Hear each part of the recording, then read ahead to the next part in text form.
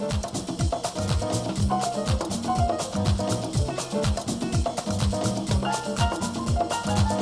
gradually moving from a world led by the G7, United States, Japan, the United Kingdom, Germany, France, Canada, and Italy, to one dominated by the E7 or the emerging seven: China, India, Brazil, Mexico, Russia, Indonesia, and Turkey.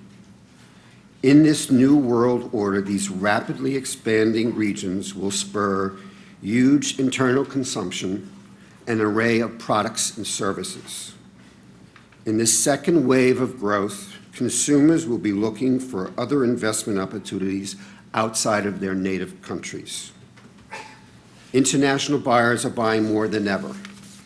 In the period March 2010 to March 2011, there was an increase of sales to international buyers of $16 billion.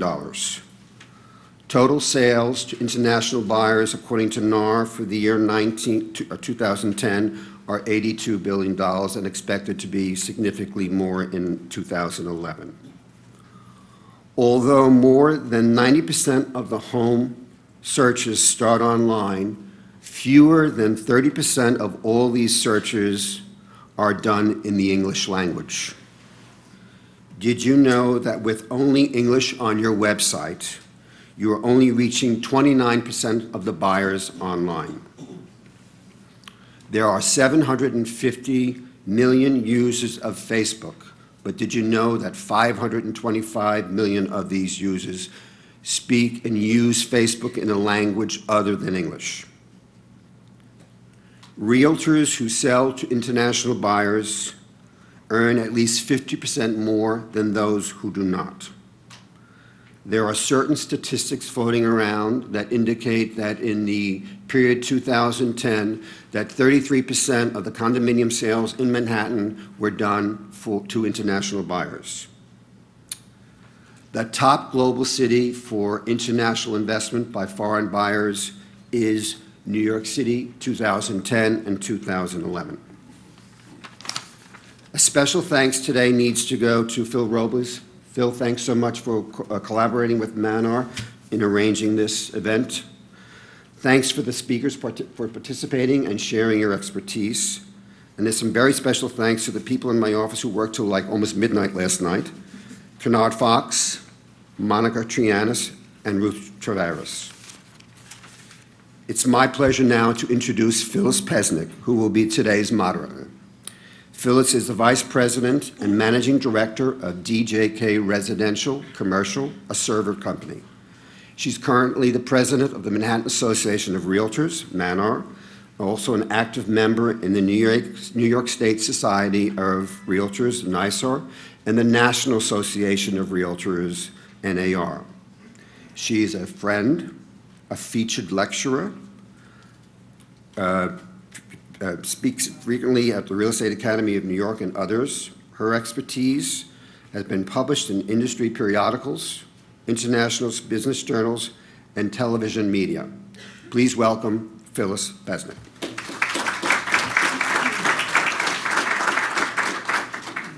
Good morning and welcome, everyone. This too loud?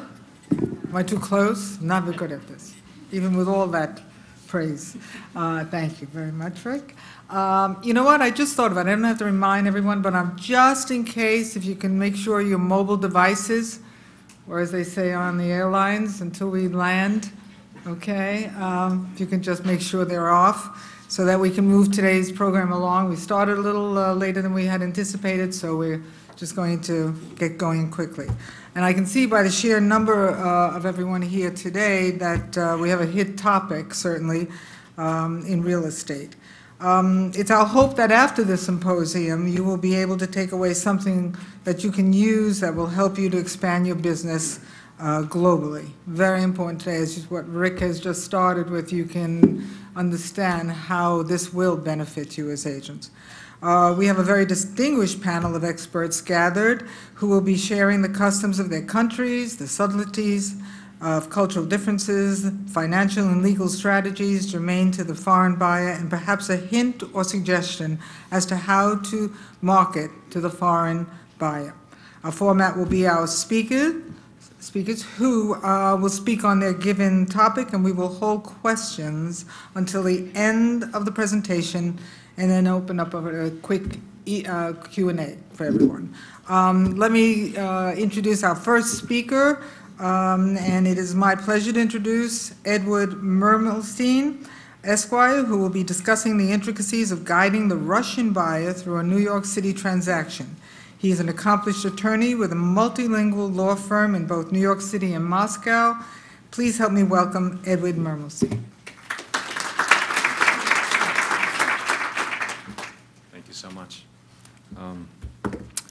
I'd first like to start with, before getting into the presentation, about what we're seeing in the market today in terms of our Russian clientele, as well as Eastern European clientele. The former Soviet Union is taken a large step over the last 20 years in terms of investment outside of their country in real estate especially.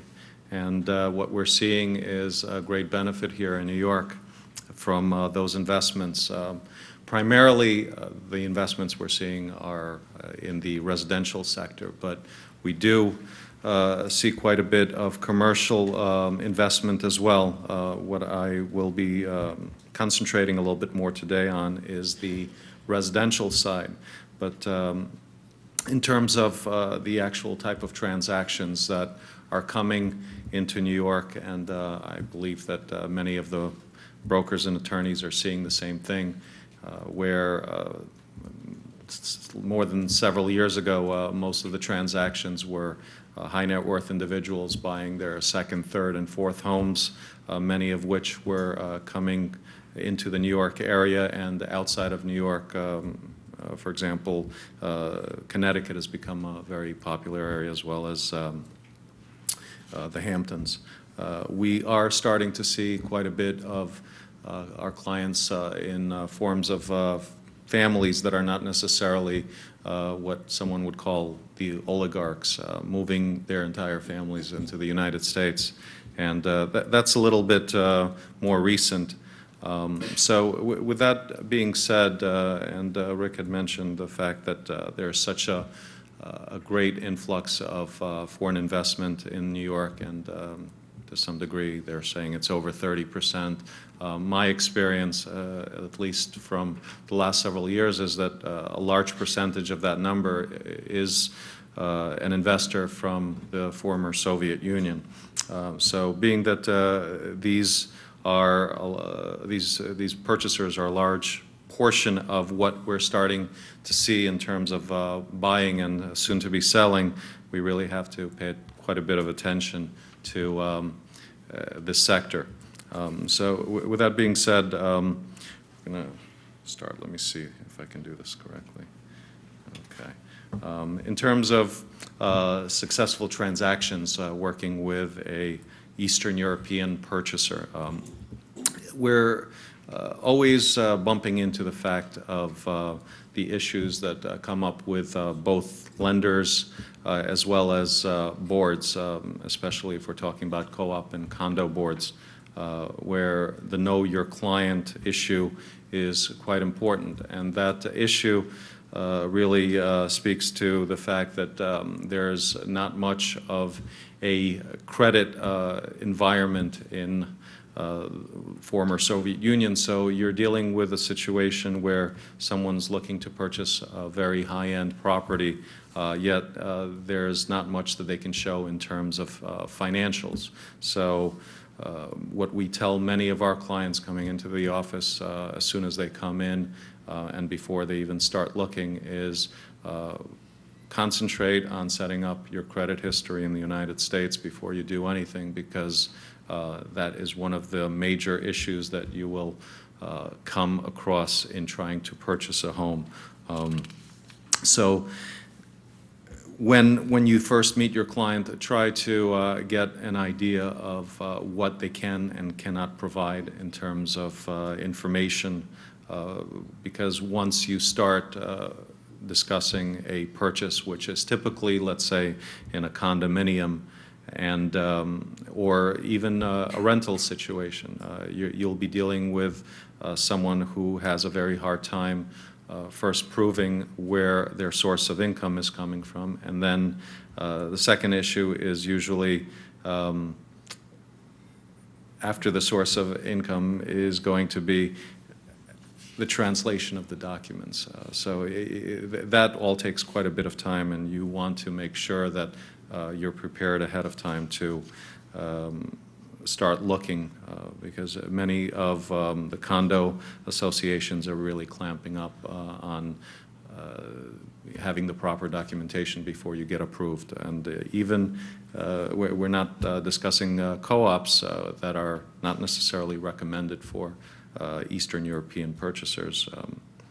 The condominiums are going through the financial records quite substantially, and it can delay your transactions by months sometimes if you're not prepared ahead of time.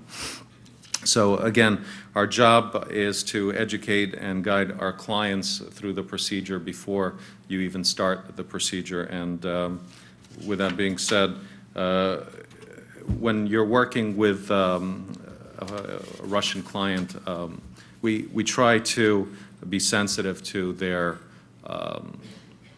privacy issues, because there are questions that come about in terms of where's your income from, how do you prove your income.